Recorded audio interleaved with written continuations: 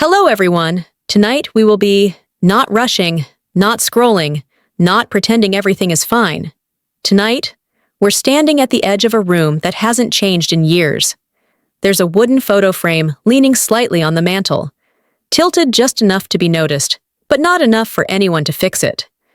Dust curls in the amber light from an old lamp, still warm with the scent of pipe tobacco and forgotten arguments. And behind the silence, there's something louder: expectation, resentment, and the memory of a promise that was never kept. This isn't a ghost story. There's no shadow moving behind the curtains, no cold breath down your neck. But still, there's something here that lingers, something heavy, something invisible, until someone touches your name and says it doesn't belong anymore. So before you get comfortable, take a moment to like the video and subscribe, but only if you really like what I do here. No pressure, just presence. And tell me, where are you watching from tonight? What time is it there? Because I love knowing how far these stories travel before they find someone else's quiet room. Now, turn off the lights. Maybe turn on the fan. Let it hum in the background. And let's begin tonight. We were never rivals. Not in the way people imagine sisters to be. No pulling hair, no stealing boyfriends, no screaming matches at the top of the stairs. We were quiet, close, in the way little girls are before the world divides them. She used to follow me around like a shadow, wide-eyed, soft-voiced, clutching her little bear with the missing ear. And I loved her. I really did. I let her play with my dolls even when she tore their dresses. I read to her at night when she couldn't fall asleep. I even took the blame once when she broke Mom's favorite vase. Said it was me, and I got grounded for a week. But that's what older sisters do, right? We protect, we absorb, we go first. And then, somewhere along the way, we start to notice something. That the rules we follow don't apply to them. That our responsibility is just a nice way of saying, you'll get less, but be okay with it. I remember the first time I felt it. We were maybe 8 and 6. She wanted the last slice of cake at Grandpa's birthday. I reached for it first. Mom gave me that look. You know the one. The one that says, let her have it. Be good, be generous, don't make a scene. So I smiled. I said I wasn't hungry. And I watched her eat it like she deserved it. Like it was always going to be hers. That moment, small, quiet, completely ordinary, was the beginning of a pattern no one else seemed to notice. Not even her. But I did. And over time, it grew. Dad used to call her his sunshine. He'd say it loud, like it was some kind of punchline to a joke, only he understood. Here comes my sunshine! He'd scoop her up in his arms, spin her in the kitchen, while I stood to the side, holding the grocery bags, the door still swinging behind me. He didn't mean to hurt me. At least, I don't think he did. But it was always her. Always. She cried, she got comfort. I cried, I got be strong. She broke something. She was just curious.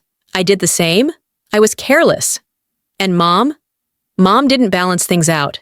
If anything, she leaned into it. She's younger. Let her enjoy her childhood. She'll grow out of it. She's not like you, not like me, like that was something wrong with me. I'd get straight A's, win competitions, do the chores before anyone asked, fold the towels the way Mom liked them, write Dad a Father's Day card even when I was mad at him. And still, somehow it wasn't enough to shine next to her, because she didn't have to try. She just existed. And people gave her everything. I told myself it didn't matter. That I was just being sensitive. That love isn't measured in how loud someone claps for you. But that's the thing about being invisible in your own family. It seeps in. Quietly. Softly. And then, one day, you realize you've spent your whole life earning a seat at a table that was already full. I stopped asking for space. I just kept making myself smaller, more helpful, more distant, more invisible. And they called me mature. They said I had a good head on my shoulders. They said I was so independent, like that was a reward.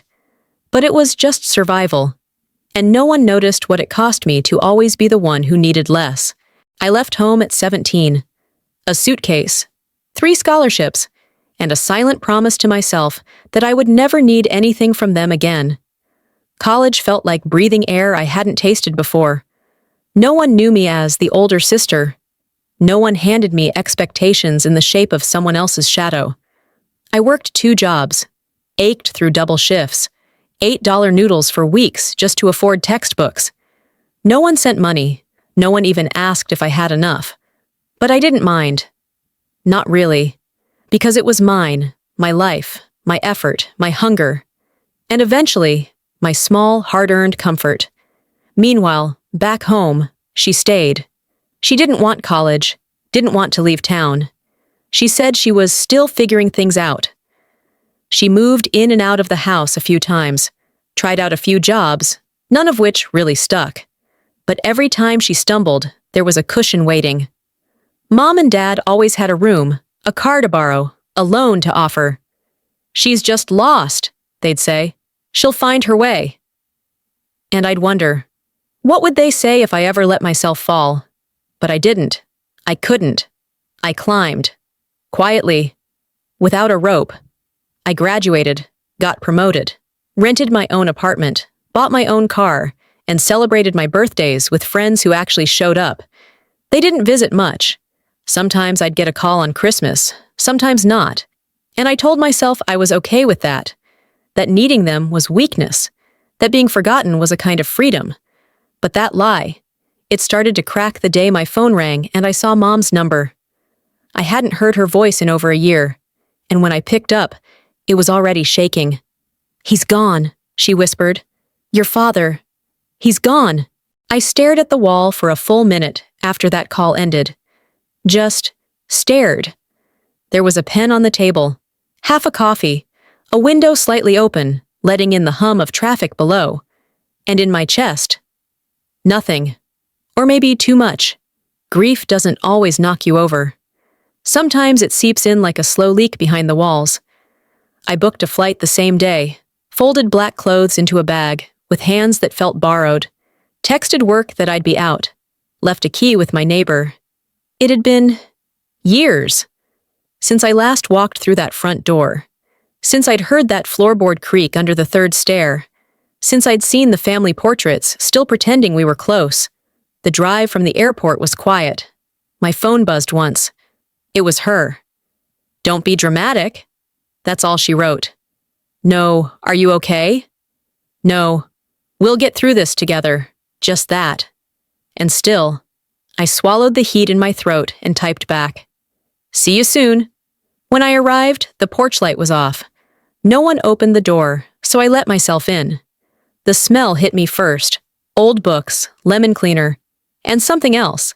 The faintness of a home that stopped being yours a long time ago. I found Mom in the living room. Thin, smaller somehow. She didn't hug me, just looked at me like I was a visitor, said, "You came," as if it was a surprise. And then, she walked in, wearing white, not ivory, not beige, white. Like it was a wedding, like she'd just returned from something sacred and photogenic. She looked at me like I was the one intruding, like she had already claimed the spotlight and was now defending it. And the worst part? They all smiled at her. Aunt Margaret, Uncle Dale, even Mom. They smiled like she had just done something brave. And I realized I wasn't just here to bury my father. I was here to watch my sister be crowned Queen of the Ashes. The funeral was polished, a glossy kind of grief, muted suits, sympathy hands, flowers that smelled too expensive to mean anything real. She stood at the front, not beside Mom, but centered, as if she belonged there more than anyone else. She gave a eulogy, spoke of Dad's strength, his humor, how he believed in her when no one else did. I sat 2 rows back, staring at the back of her head, wondering if she even remembered what she used to call him behind his back. Control freak, buzzkill, too old to understand anything. She didn't cry, not even once, but her voice broke in all the right places. And when she stepped down from the podium, people stood. Stood. Applause. At a funeral, I felt like I was watching a play that I had somehow been written out of. After the service, they gathered in the garden outside the church. Tiny sandwiches, white tablecloths. My father would have hated it. I tried to speak with Mom, but she was surrounded by neighbors, cousins, old family friends, all thanking her for how beautiful the whole thing was. And my sister? She floated through the crowd, hugging, smiling, accepting every compliment like it was her inheritance. And maybe it already was. At one point, she came up to me, smiled, tilted her head just so. "Glad you could make it," she said. That's all. No embrace, no warmth, just a sentence draped in silk and venom. And I realized, this wasn't a reunion, this wasn't a family moment, this was her stage, her script. And I was the extra who'd accidentally wandered into the scene. I left early, took the long walk back to the car through rows of stone and silence. I didn't cry. Not yet. But something inside me started to shift. A flicker. A tightening. A sense that whatever came next wasn't going to be fair. The lawyer's office was colder than I remembered. Or maybe that was just me. I hadn't been there in years. Not since Dad first brought us in to draft the basics. I remember sitting in that exact same chair, watching him underline phrases, circle beneficiaries, fold his reading glasses like it meant something. Back then, everything felt clear. His words were precise, his tone steady. "I want things to be equal," he'd said. "You both get half. No questions. No drama." I didn't ask for more. Didn't argue. I nodded. Like always. Grateful. But now, as I sat in that same chair, surrounded by leather folders and forced smiles, something had shifted. The air, the tone, the script. The lawyer, Mr. Howarth, adjusted his tie. Read through the formalities. Name, assets. Residence, vehicles, investments, retirement accounts. And then he said it. A recent amendment was made to the will, 6 weeks before Mr. Eldridge's passing. I blinked. 6 weeks. 6. He was already in and out of the hospital, barely coherent most days. But sure, go on. Mr. Howarth cleared his throat. The amended clause reallocates the primary residence, personal savings, and heirlooms to the younger daughter as a gesture of gratitude for her full-time care and emotional support. Silence. Sharp, immediate. Mom said nothing. My sister smiled. And I froze. The house, the money, the jewelry passed down from Grandma Elsie? Gone. Just gone. With a pen stroke no one told me about. Mr. Howarth continued like he was reading a shopping list. And the remaining assets, including the antique car and smaller investments, shall be divided equally. Remaining. I looked at Mom. She wouldn't meet my eyes. I looked at her. She was already leaning back, relaxed, victorious. And then, the final nail. This decision reflects Mr. Eldridge's wishes, as discussed in private sessions. Private. Without me. Without witness. Without warning. My heart beat slow. Loud. Like footsteps in a quiet hallway. I didn't speak, not yet. Because the betrayal was still unfolding. It didn't happen by accident. No confusion, no misunderstanding, no clerical error. This was planned. I found out later, from one of Dad's old neighbors, that she had been visiting often, every weekend, sometimes twice a week, bringing meals, cleaning up, laughing loudly in the living room so the neighbors could hear. But not once did she call me. Not to say he was sick again, not to say it was serious, not even to say goodbye. And while I was working overtime, missing birthdays and holidays just to keep things afloat, she was sitting by his bedside feeding him half-spoonfuls of trust. "You know she's always gone. You know I'll be here to take care of you. You know she's moved on." Little things, quiet poison, the kind you don't taste until it's too late. The week he signed the amendment, I was across the country, wrapping up a major project, saving money for a down payment on my own apartment. I didn't know he was signing away the only place I ever called home. I didn't know she was sitting next to him with a pen and a smile and a voice so sweet you'd never hear the steel beneath it. The lawyer said there were no red flags. Dad seemed coherent. There was no pressure, no coercion, all legal. Of course it was legal. She knew better than to push too hard. She didn't demand. She suggested. And he, frail, grieving, maybe even scared, believed her. Believed that she was the one who stayed, the one who cared, the one who deserved more. And maybe, in his final days, he forgot the years in between. Forgot who really kept the lights on. Forgot who paid for the plumbing when the pipes burst. Forgot who called the doctor at 2 a.m. before she even knew how to spell emergency. But the worst part? I don't think she ever cared about the money. Not really. It was about winning, being chosen, being crowned the favorite one last time. In ink. They clapped.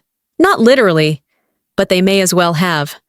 The living room that night was full of people, family, extended relatives, neighbors in nice shoes. They sat on the couches, sipped tea, ate small desserts, and praised her. She was always there for him. He adored her. She really stepped up. Each word a pat on the back for a crown she didn't earn. No one asked how I was doing. No one asked what I thought. And if they did, it was only to say, try not to make this harder for your mom. It's just stuff, right? He made his choice. His choice. That phrase kept circling in my head like a storm with no end. His choice to erase me in the final chapter of our story. And still, I didn't cry. I didn't scream, didn't throw plates or demand justice. I just sat there, in a corner chair near the window, watching her bask in sympathy like it was sunlight meant only for her. Someone handed me a plate of food. I set it down untouched.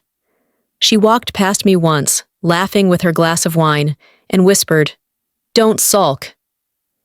It's not a good look, and that was the moment. Not the will, not the house, not the jewelry. That moment, that sentence, that smirk. Because in her eyes, this wasn't grief. It was a game, a performance, and she had won. And the others, they applauded, not because they knew the truth, but because they liked the version she gave them better. A neat little narrative, a devoted daughter, a dying father, a grateful reward. And me, just the distant sister who never showed up, never called enough, too busy, too far, too cold. It was easier that way, to cast me in silence and her in gold. They all clapped, not because she deserved it, but because she made them believe she did. I told myself I wouldn't fight it, that I'd walk away with dignity, with my head held high, with my silence intact. But grief doesn't like to stay quiet. It builds, like water behind a dam cracked just enough to tremble. I contacted a lawyer, not the families, someone neutral, someone who didn't know my sister's smile or my mother's excuses. We met in a small office, gray walls, ticking clock, and a man with soft eyes who looked at me like I mattered. I showed him the will, the amendment, the timeline. He didn't say much at first, just nodded, took notes, and finally said, "It'll be hard, not impossible, but hard. Hard because there were no witnesses. Hard because Dad had signed it willingly. Hard because courts favor the caretaker. Hard because everyone already thought she deserved it. But I tried, filed paperwork, submitted statements, dug up old texts, bank records, even voicemail transcripts where he mentioned wanting everything split evenly. And still, every push felt like climbing a hill that kept growing beneath my feet. My mother didn't speak to me after the papers were served. She called me cruel, said I was tarnishing his memory, said I was trying to tear the family apart. Tear it apart? What family? The one that only acknowledged me when they needed something? The one that stood and smiled while she claimed everything? I received letters from cousins I hadn't heard from in years. "What are you doing? Is this really worth it? You're better than this." And maybe they were right. Maybe I was better than this. But not because I was above fighting, because I was tired of always being expected to be the one who didn't. Tired of watching fairness become something fragile, something optional whenever I was involved. So, no, I didn't win. Not in court, not in their eyes. But I made noise. And that, for once, was enough to remind them I was still here. I thought Mom would come around. Eventually, after the dust settled, after the signatures dried. But she didn't. When I called, she let it ring. When I showed up, she didn't answer the door. The silence wasn't accidental. It was deliberate, measured, sharp. Then, one day, I found a letter in my mailbox. No return address, just her handwriting. "Stop this. Your father loved you both. Let it go." Let it go. 3 words that sliced deeper than the whole inheritance. She knew. She knew about the amendment. She knew about the meetings behind my back, the hospital visits, the sudden change. And she let it happen. She stood there, watched my sister take the house keys, the photo albums, the ring box from Grandma Elsie's drawer. And she said nothing. Not because she forgot, not because she didn't care, but because it was easier to give in to the child who shouted louder. I visited her once more, late afternoon. The porch still creaked like it always had. She opened the door, barely. No hug, no hello. She just said, "You're causing too much trouble." And I asked her, voice trembling, fists clenched at my sides. Did he know what he was signing? She didn't blink, didn't flinch, just stared at me and said, "Your sister was there." "You weren't." As if love was something that only existed when you were in the room. I left without another word, walked back down the steps with my chest hollow and my heart dragging behind me. It wasn't the money. It was never the money.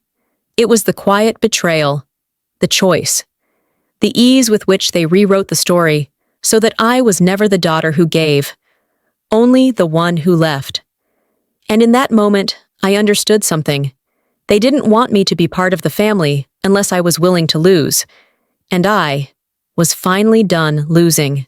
I returned to the house one last time. Not as a daughter, not as an heir, but as a stranger, visiting the ruins of a place that no longer remembered me. She was already there, redecorating. The front door had been painted, the curtains replaced. Even the flowers in the garden, the ones I planted when I was 13, were gone. Pulled out, roots and all, replaced with something brighter, more curated. She saw me standing at the gate, didn't wave, didn't smile, just tilted her head as if to ask, "Why are you here?" I stepped forward. Not far, just onto the path. I wasn't going inside. I didn't want to, not anymore. "I came to say goodbye," I said, not to her, not really, just to the air. She crossed her arms, her voice cool and casual. Bit late for that, don't you think? And maybe she was right. Maybe the goodbye should have come years ago. Back when I realized I was the only one still hoping things would change. Still believing that effort meant something, that loyalty earned love, that doing everything right would keep me from being erased. I looked past her, into the hallway I used to run through as a child, where I learned to tie my shoes, where I scraped my knees and hung my report cards on the fridge. The fridge was new now, sleek, shiny, empty, like the rest of this place. Everything familiar was gone, even the scent in the air, replaced with something citrusy and strange. She said something else as I turned to leave. I don't remember what. It didn't matter, because that house, that life, was never really mine. Not in the way I thought it was. It had always belonged to an illusion, to a girl who thought that love was earned and fairness guaranteed. And that girl no longer lived here. The paperwork sat on my kitchen table for 3 days. Cream-colored folders, black ink, legal silence. I read every line, twice, 3 times, as if repetition would make it feel less final. It didn't. It said what it said.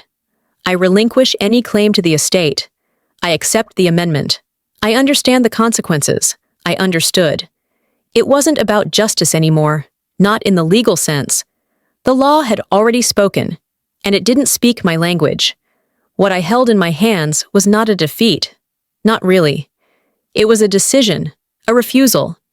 To keep chasing a family that only loved me when I was quiet. To keep begging for space in a story that never saw me as a main character. I signed.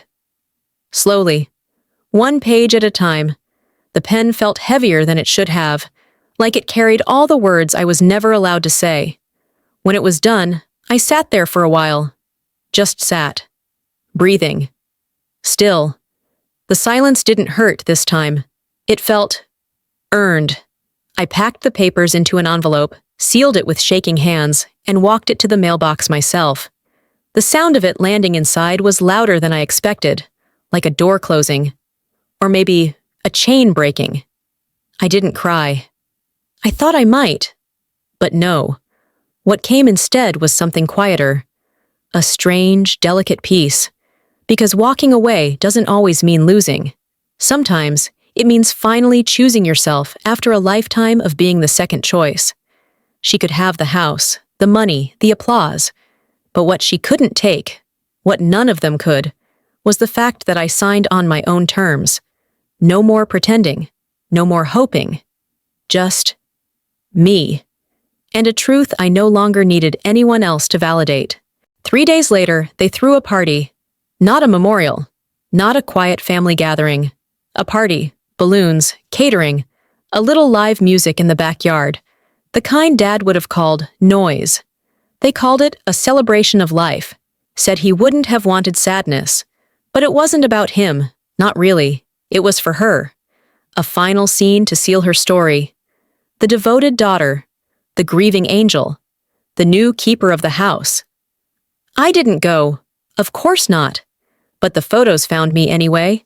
An old classmate tagged me on social media. Smiling faces. Wine glasses raised. My mother, mid-laugh, in a floral dress. My sister, posing under a banner that read, "Here's to new beginnings." I stared at that screen for a long time. My thumb hovering over the block button. Then, I just turned off the phone. Some grief doesn't scream. It whispers. Tightens in the chest. Folds quietly in your stomach until you forget it's even there.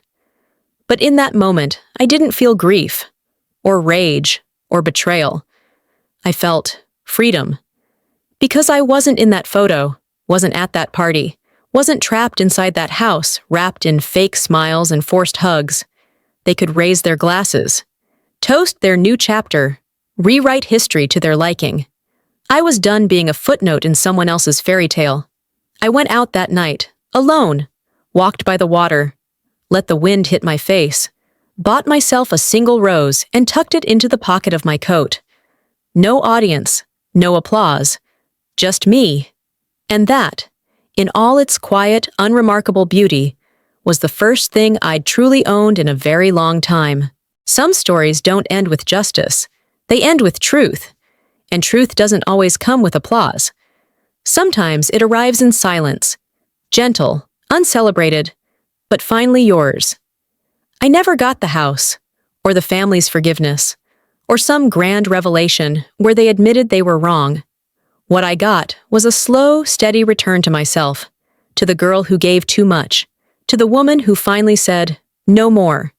Because this wasn't just about money, or property, or legal lines drawn in a will.